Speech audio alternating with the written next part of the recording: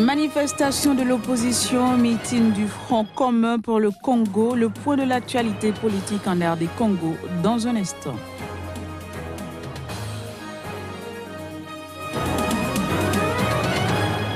Le Kenya remporte le marathon international de Douala au Cameroun. L'événement sportif s'est soldé ce 28 octobre.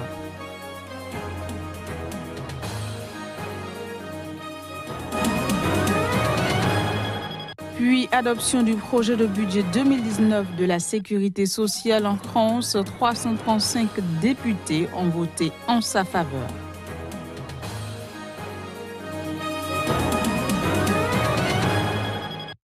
Nouvelle page de l'information sur Sika TV. Bienvenue à toutes et à tous.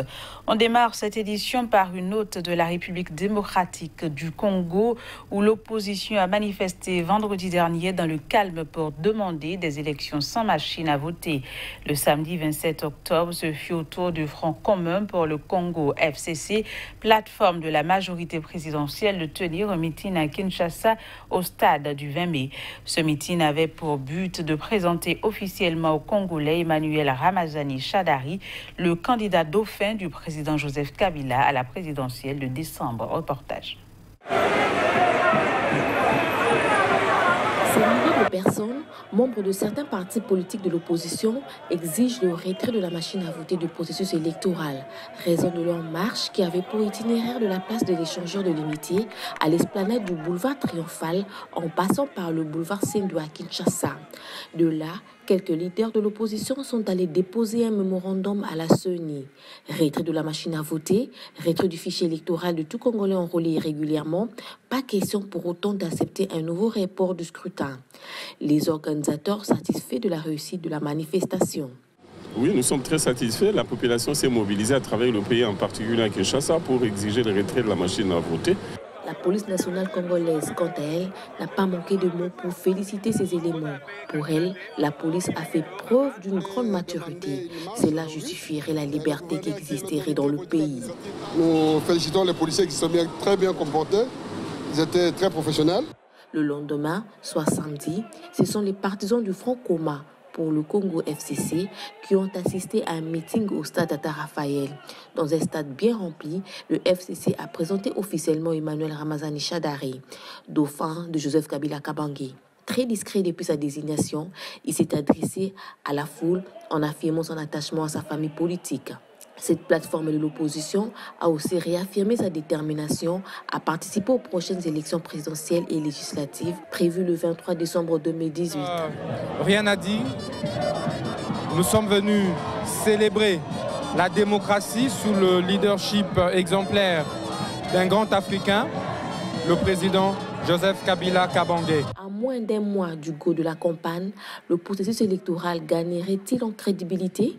Si les différentes parties prenantes peuvent construire sur ce qui vient de se passer le week-end dernier, la démocratie qui qualifie la République démocratique du Congo sera-t-elle réelle? Wait and see. En Guinée, la police a encerclé le domicile du principal chef de l'opposition, Cellou Dalein Diallo, l'empêchant de prendre part à une manifestation antigouvernementale dans la capitale Conakry. Au moins 5 de ses partisans ont été blessés lors des affrontements survenus près de son domicile avec des policiers armés. Les images.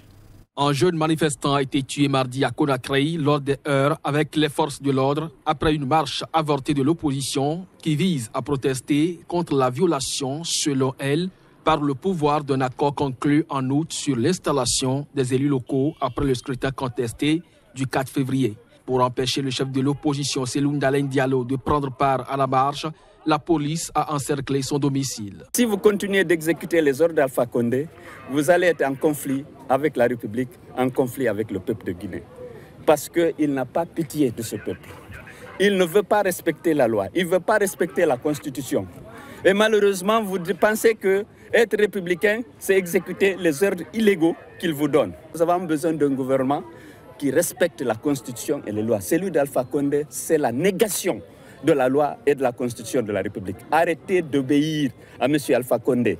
Il n'est plus au service du peuple, il est au service d'un clan. La police affirme qu'il s'agissait de le protéger une semaine après qu'une balle a traversé le pare-brise de sa voiture. Nous avons jugé utile qui reste pour la journée d'aujourd'hui à la maison, il veut aller rendre visite à un parent, il veut aller à l'hôpital, il veut aller à un baptême. On est prêt à assurer, mais les mouvements de foule autour de lui, pour faire quoi que ce soit des meetings ou des campagnes, c'est interdit par l'autorité. Donc nous assurons sa sécurité, mais nous respectons l'instruction que nous avons reçue de l'autorité civile. L'interdiction de la marche de l'opposition ce mardi survient au lendemain d'une journée ville morte organisée dans le pays pour les mêmes raisons et alors qu'un conflit dans le secteur de l'enseignement en cours depuis un mois ne trouve pas d'issue. Au Cameroun, le gouverneur de la région du Littoral, accompagné de ses collaborateurs, était en visite de travail au terminal à conteneurs du port de Douala. Objectif, s'enquérir des améliorations faites par les concessionnaires Douala International Terminal dans le cadre du désengorgement de la plateforme portuaire. Le point avec Narcissoum. Le gouverneur de la région du Littoral, Samuel Dieudonné Iva Diboa, était en visite de travail à Douala International Terminal. Accueilli par le directeur général Frédéric Klinke, qui accompagnait ses collaborateurs du comité de direction, le numéro 1 de la région et sa délégation ont eu droit à une visite guidée du terminal à conteneurs du port de Douala. L'objectif de cette visite est de montrer, son Excellence le gouverneur, les différents dispositifs de sécurité qu'on a mis en place à DIT pour sécuriser le terminal et le marchandise qu'on garde. Pendant la séance de travail, l'on aura noté les activités du DIT, notamment des chiffres clés relatifs au volume traité en importation et en exportation, la gestion des ressources humaines au sein de l'entreprise et l'actualité avec la création de services rapides pour une gestion plus accélérée des enlèvements des conteneurs. Une organisation en ressources humaines qui explique une hausse de 12% des importations par rapport aux 9 premiers mois de l'année 2017, selon son directeur.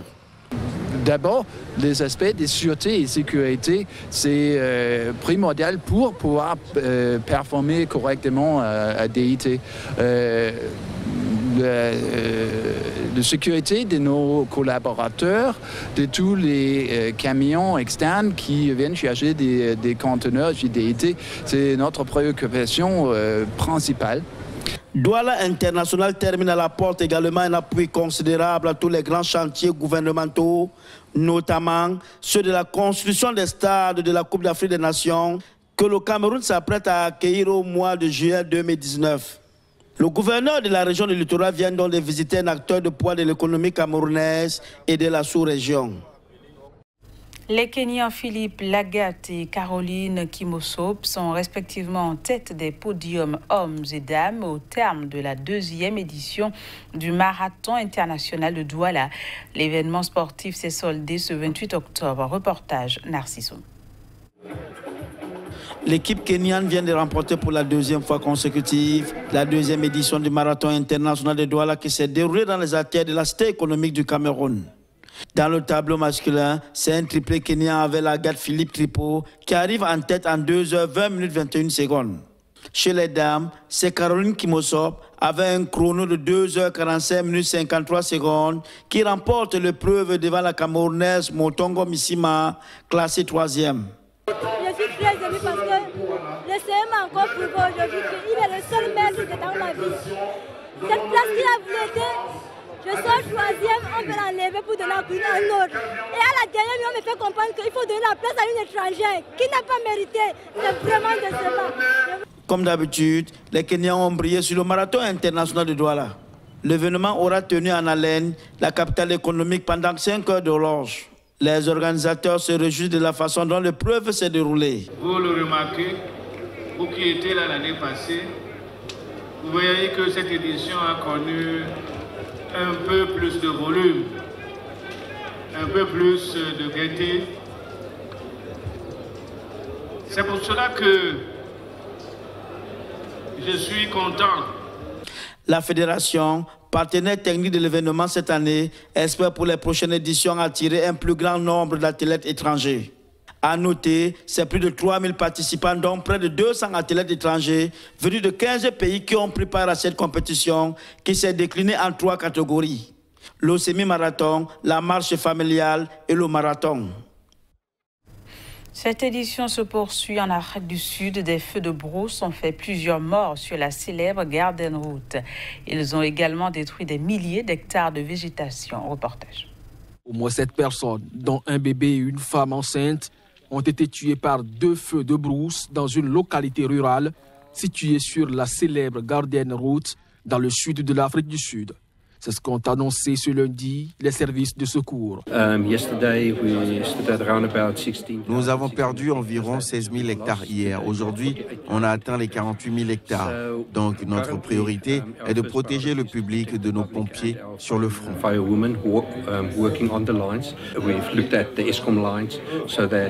Nous avons inspecté les lignes Eskom pour avoir de l'électricité dans nos villes de Nisna, Outoun et Georges. Les équipes se débrouillent assez bien. C'est très triste que notre priorité est toujours de sauver des vies et de protéger nos infrastructures. Les pompiers ont poursuivi leurs efforts contre les incendies qui ont commencé la semaine dernière.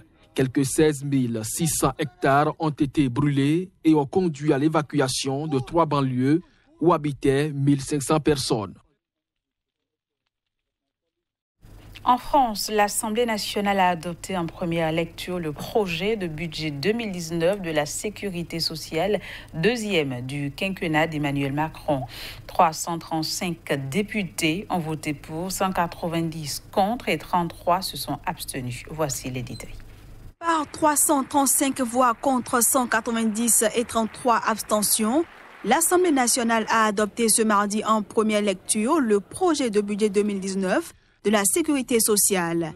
Les députés LREM et MODEM ont voté pour, les autres groupes politiques très majoritairement contre, concentrant leurs critiques sur le pouvoir d'achat, en particulier des retraités.